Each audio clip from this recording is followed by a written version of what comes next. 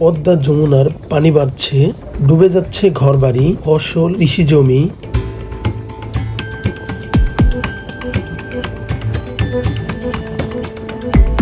পদ্মা আর যমুনা বাংলার দুই প্রধান নদী। এখন সেই নদীগুলো যেন রূপ নিয়েছে এক ভয়াল রূপে।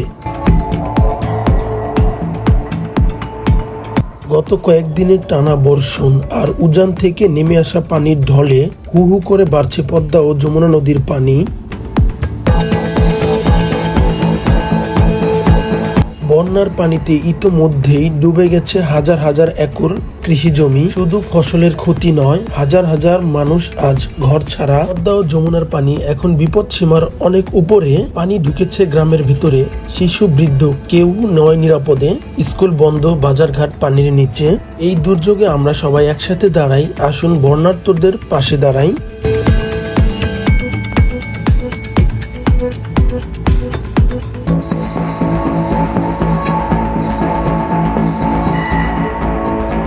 আপনি কি এই বন্যা কবলিত এলাকার বাসিন্দা? নিচে কমেন্টসে জানিয়ে দিন আপনার এলাকা কতটা ক্ষতিগ্রস্ত।